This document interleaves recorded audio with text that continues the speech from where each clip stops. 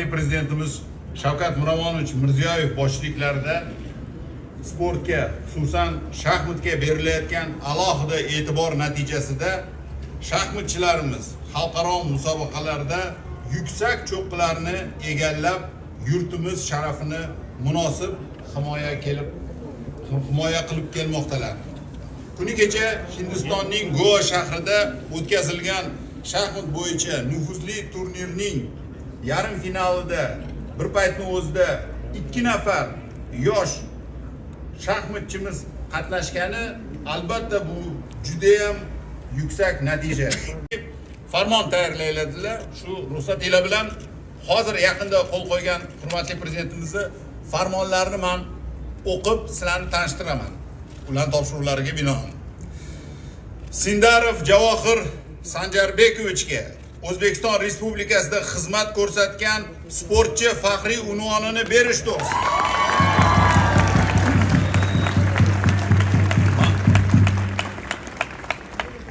Mamlakatimizda shaxmat sporti turini yanada rivojlantirishga, xalqimiz o'rtasida ushbu sport turini ommalashtirishga qo'shayotgan ulkan hissasi el yurtimiz oldidagi farzandlik burchiga sodiq qolib, azmu shijoati, yuksak iroda va mahoratini, vatanparvarlik fazilatlarini yaqqol namoyon etgani jahon miqyosida vatanimiz sharafini munosib himoya qilib, yuqori natijaga erishgani yangi O'zbekistonning obro' e'tiborini dunyoga tarannum qilish, yoshlarimizni ona yurtga muhabbat, milliy g'urur va iftixor turgan 3 xonali kvartira prezident sovg'asi sifatida taqdim etiladi.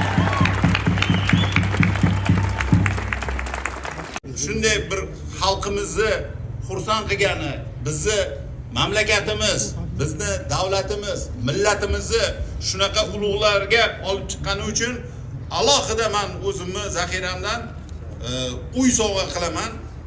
Bu uylarda yana yangi ijodlar qilib, yangi zafarlar uchun tayyorlanishga imkon bo'lsin deb.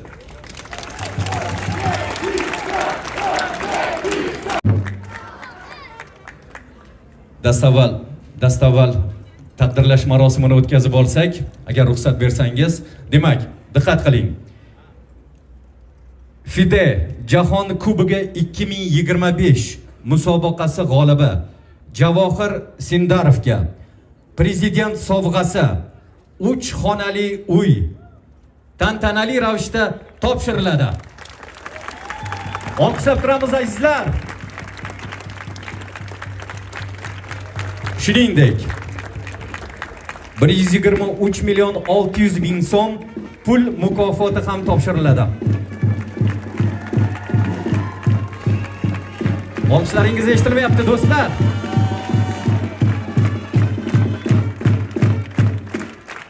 Shuningdek, FIDE Jahon Kubogi 2025 musobaqasi g'olibining murabbiyi Roman Vidanyakka 61 million 800 ming so'm pul mukofoti topshiriladi.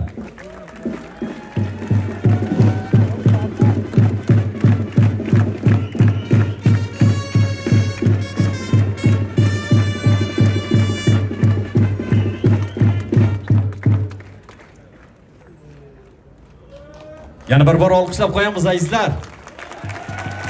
Hurmatli prezidentimizning sovg'alarini qabul qilib olgan qahramonlarimiz. Avvalambor barcha ushbu tadbir ishtirokchilariga assalomu alaykum. Katta rahmat. Mana shunday nufuzli musobaqadan keyin meni mana shunday illat kutib olganinglar uchun yurtboshimizga ham o'zimning chuqur minnatdorchiligimni bildiraman.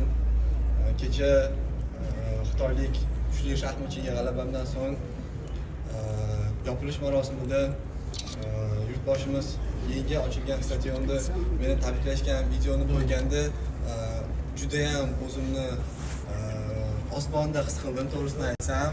Sababi hech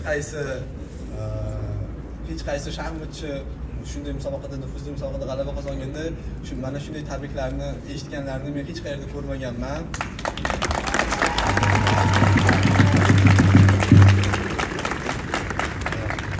O'zimni O'zbekiston o'g'loni ekanligimdan juda ham faxrlandim.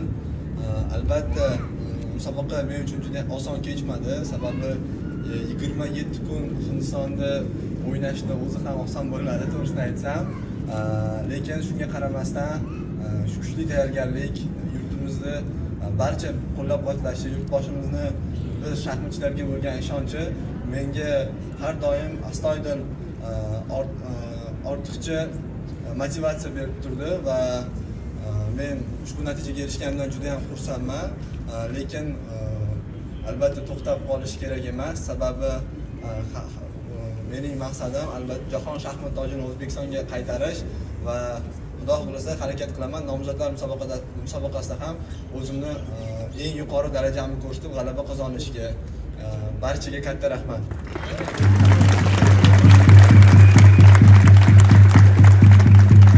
Demak do'stlar, endigi so'z navbati Javohir Sindorovning buvilari Jamila Sindorovaga beriladi.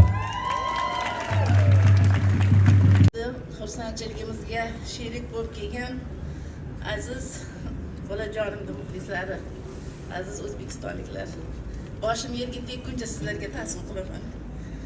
Hayajonda nima deb gapirishimni ham so'z topolmayman.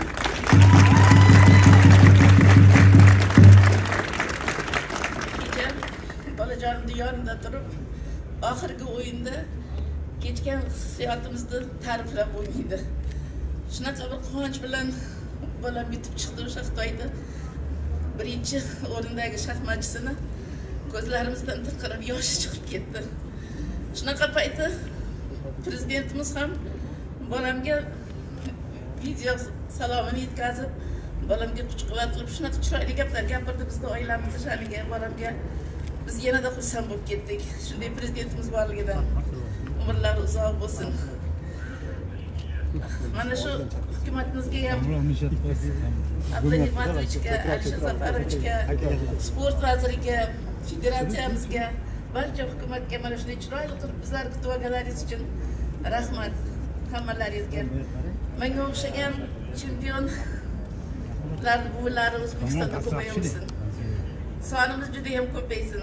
O'zbekistonimizni davri yana ham oshaversin. Ilohim hammalaringizga o'zimda bo'lgan xursandchilikda sizlarga ilinaman. Rahmat sizlarga. Aylanayin qaro qoshu qoshlaringdan, yurt bayrog'i tushmasin hech boshlaringdan. Ajdodlaring ruhlarini shod qilib yur. Shaxmatda kim shohman desa mot qilib yur degan.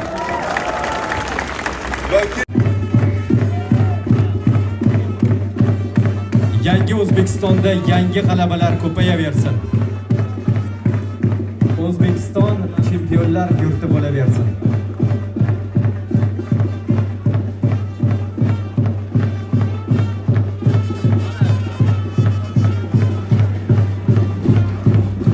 Aziz do'stlar,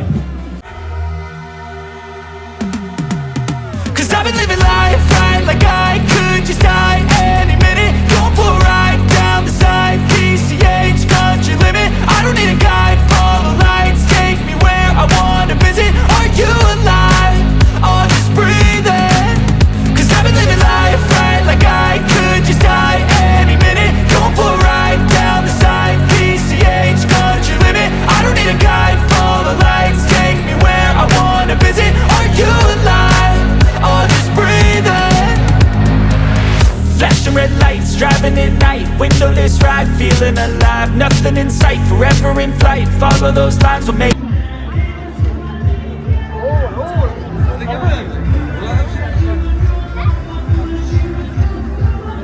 Bobur aka qalay ekan kubok? Nima deyardim men? Bunchalik og'ir kubok bo'lmagan. Nega deysiz, bilasizmi? O'zi kilosi 5 kilo bo'lsa, og'irligi, haqiqiy og'irligi 5 tonnadan yuqori. 27 kun ishlab topilgan va 19 yil ana shu narsa Javohir 19 ga kirdi. 21 yil oldin Rustam Qosimjonov jahon kubogini yutgan. Bundan ham og'irroq miqdordagi kubok kelarmikan, nima deysiz? Bundan keyin bitta narsa qoldi, shaxmat